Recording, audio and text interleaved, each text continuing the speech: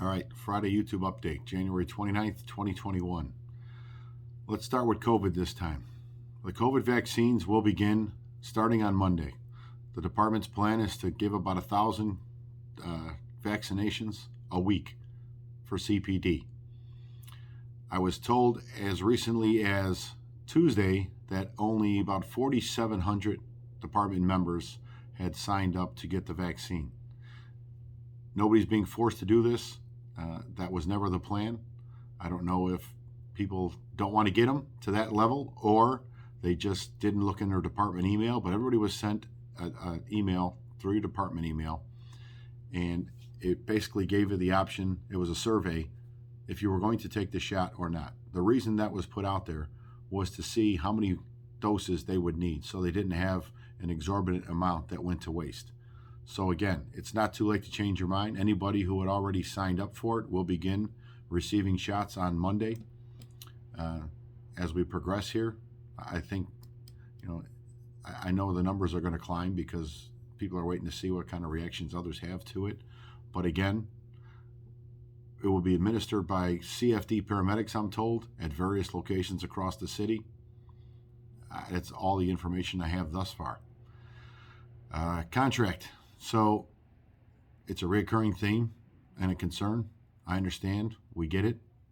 Please don't think that we're just not doing anything. But the bill in Springfield is our main concern when it comes to discipline and contractual protections. We need to focus on getting a lot of that language unwound or get the governor to veto it altogether, which he seems on the fence currently. So we're going to be putting a lot of effort into highlighting the major flaws in that bill, hopefully to get them to veto it outright, if not start entertaining parts of unwinding some of the most egregious sections of it. Until then, we have 4 more contract negotiations scheduled in the first 2 weeks of February. The city's a little busy with the teachers right now. I find that kind of humorous. Yet again, the teachers get carte blanche. All you got to do is throw a tantrum, and the mayor kind of caters to whatever they want at that point.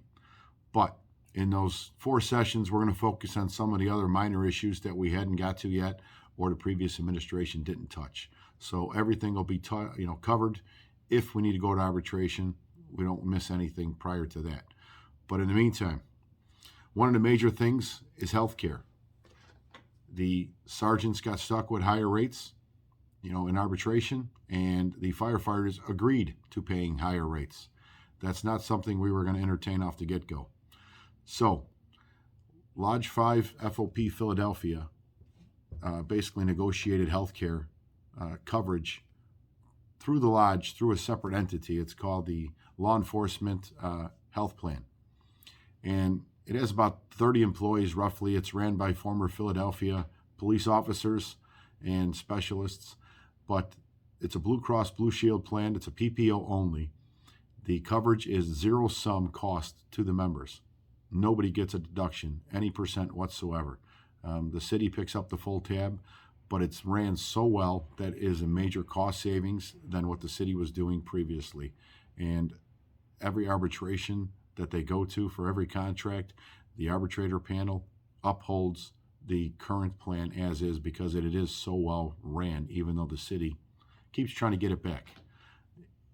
You can assume why a municipality would want control over the health plan. There's a lot of money involved. There's a lot of jobs involved. Again, I think nobody does a better job than police for other police.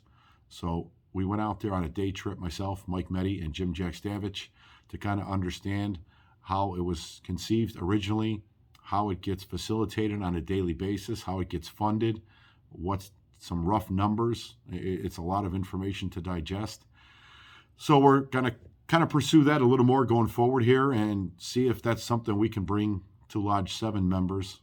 Better service, better preventative medicine, lower costs, and kind of take that whole argument off the table for the city at contract time from now on going forward. It's not something that's going to happen overnight. It is a major, major undertaking. There is a lot of branches to that tree. So I'm not even saying that it would necessarily be something that would be in this contract. Maybe it is, maybe it's not, but it's just going to be a big effort. With that being said, if anybody has any questions, I understand there's a new training module out for sexual abuse. That's a total nightmare, and people have 3 weeks or less to complete it. We're aware of it, just so you know. We're trying to get ahead of it and push back the completion expectation dates. I'll have something a little more on our social media, our email. If you're not registered with your email, call the lodge, sign up for email blasts. We'll be starting doing text message to cell phone numbers. Call the lodge, make sure we have the right cell phone number so we can put you in that system. It'll be on Facebook. It'll be on our website next week. That's all I have for now. Everybody have a good weekend. Take care, stay healthy, and stay safe.